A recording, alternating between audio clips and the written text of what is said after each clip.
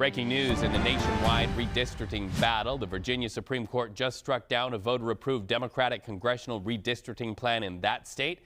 A lot of people say it's a setback to the party looking for an edge in this year's midterm election. So let's talk about it. Live to CBS News legal reporter Katrina Kaufman. So the court has some explaining to do. How do they justify that decision to a lot of people who are unhappy about it, Katrina?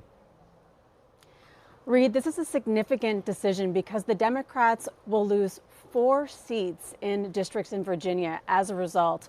The reason that the Virginia Supreme Court says they did this is procedural. So it's a little bit in the weeds, but they say because of when this was voted on, there were actually some early voters that didn't know how these maps would pan out at the time.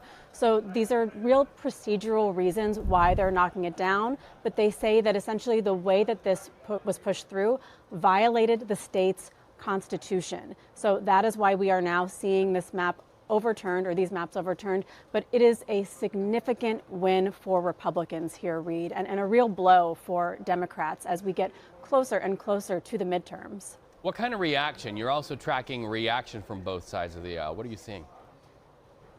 That's right. Well, President Donald Trump has said that this is a huge win for Republicans. On the other side, Congressman Hakeem Jeffries has said that this is unprecedented and an undemocratic action that cannot stand.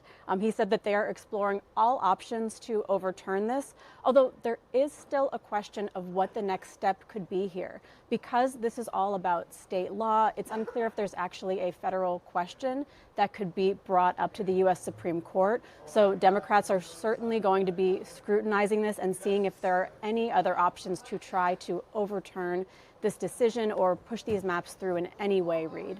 All right, Katrina Kaufman tracking it all. You have a good Friday, friend. Good to see you.